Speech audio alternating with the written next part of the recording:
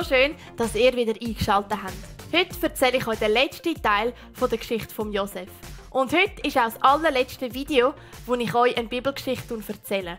Ich hoffe mega fest, dass wir uns ab nächster Woche wieder da im Kreuzpunkt im Himmelwärts sehen können. Und sonst könnt ihr natürlich einfach wieder die Bibelgeschichten, die ich euch schon erzählt habe, immer wieder schauen. Jetzt erzähle ich euch aber zuerst mal, wie es mit dem Josef und seinen Brüdern weitergegangen ist. Die waren ja bei ihm in Ägypten und der Josef hat ja seine Brüder getestet. Der Benjamin hätte ja jetzt eigentlich ins Gefängnis müssen und sein Sklave sein. Und der Juda hat sich ja dann für ihn verbürgt. Und er hat gesagt, nein, los, ich gehe anstelle von Benjamin ins Gefängnis und bin dein Sklave, dass der Benjamin heim gehen darf. Der Josef hat gemerkt, dass sich seine Brüder nach all diesen Jahren wirklich geändert haben. Und dann hat der Josef sich seinen Brüdern zu erkennen gegeben. Er hat alle seine Diener aus dem Raum geschickt und hat gesagt, schaut, ich bin's, der Josef, euer Brüder, ich bin's. Ihr habt mich verkauft vor so vielen Jahren an die Karawane, die auf Ägypten ist. Und ich lebe noch. Ich bin nicht gestorben. Ich bin der Josef, euer Brüder. Und die Brüder haben das zuerst gar nicht so verstehen. Und der Josef hat so fest brüllen. Und irgendwann haben sie gemerkt, boah, das ist der Josef, unser Brüder, er lebt. Und sie haben sich alle mega fest gefreut und sie haben sich umarmt. Und der Josef hat gesagt, hört, es war der gute Plan von Gott, dass ich da bin.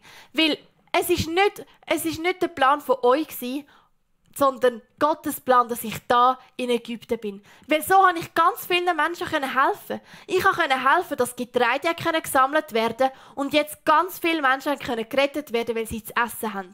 Es ist der gute Plan von Gott, dass ich da bin. Und sie haben sich mega fest gefreut. Und der Josef hat gesagt, hört, geht schnell heim zum Jakob, zu meinem Vater, und erzählt ihm alles. Und holt den Jakob und die ganze Familie von Jakob mit allen Frauen und Kindern und Tieren da auf Ägypten. Und der Josef ist zum Pharao und hat den Pharao gefragt, ob sein Vater und die ganze Familie in Ägypten leben. Und der Pharao hat es ihnen erlaubt. Er hat ihnen erlaubt, dass sie im fruchtbarsten Teil vom ganzen Land in Ägypten dürfen leben. Er hat sogar den Brüdern von Josef Wagen, wo die Frauen dann drauf fahren können und ganz viel Essen mitgeben für die Reise und dann auch später für die Familie. Und so sind die Brüder zurückgegangen zum Jakob. Und stellt euch vor, jetzt waren sie beim Jakob und haben ihm das alles erzählt. Sie haben gesagt, Jakob, du glaubst es nicht. Der Josef, dein Sohn, wo du gemeint hast, ist tot. Er lebt. Der Josef ist nicht tot. Er lebt wirklich. Aber der Jakob hat das nicht geglaubt. Er hat gesagt, das stimmt doch gar nicht. Der Josef ist gestorben. Vor vielen Jahren hat ein böses Tier den Josef getötet. Aber die Brüder haben gesagt, nein, der Josef lebt wirklich. Es ist wahr. Und dann hat der Pharao den Brüdern ja Wagen und Essen mitgeschickt. Und der Jakob hat die gesehen. Der Jakob hat gesehen, was für Wagen der Pharao ihnen mitgegeben hat, dass die Frauen und die Kinder drauf auf Ägypten fahren können. Und plötzlich hat er ihnen geglaubt. Der Jakob hat seinen Söhnen geglaubt, dass der Josef wirklich lebt. Und er hat sich gefreut und hat gefunden, endlich lebt er. Ich weiss jetzt endlich, der Josef lebt wirklich noch. Und er hat gesagt, hört, schnell, ich muss den Josef sehen, bevor ich sterbe. Dann weiss ich, es ist alles gut. Und dann kann ich sterben. Und so hat der Jakob seine ganze Familie, alle Söhne, alle Frauen, alle Kinder, alle Enkelkinder, alle Tiere, alles, was sie hatten, haben sie zusammengepackt und sind losgezogen auf Ägypten. Und dann, nach einer langen Reise, sind sie endlich in Ägypten angekommen. Und der Jakob hat nach so vielen Jahren, wo er gemeint hat, dass sein Sohn, der Josef, gestorben ist, hat er endlich den Josef wieder sehen. Er hat den Josef in die Arme genommen. Endlich hat er seinen geliebten Sohn wieder gesehen, wo er jetzt gewusst hat, er lebt. Und dann hat sich wirklich die Familie von Jakob im fruchtbarsten Gebiet, das es in Ägypten ansiedeln. Und sie haben dort gelebt. Und für eine mega lange Zeit ist es ihnen ganz gut gegangen. Und so ist es, dass der Josef, sein Vater, der Jakob, wieder gesehen hat, nach so vielen Jahren.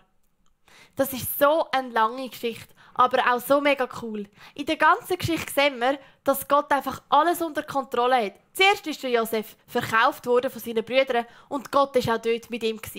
Dann ist es ihm in Ägypten besser gegangen und Gott war mit ihm. Und auch als er ins Gefängnis kam, ist Gott immer noch mit ihm.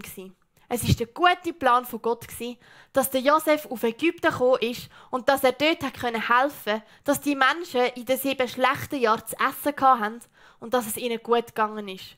Gott hat so einen guten Plan gehabt, wo wir zuerst nicht erkennen konnten, aber im Nachhinein sehen wir, dass Gott immer mit dem Josef war. Hey, und Jesus hat auch versprochen, dass er jeden Tag mit uns ist. Wenn wir an Jesus glauben, er ist jeden Tag mit uns bis ans Ende der Welt. Und er hat einen guten Plan für dein Leben.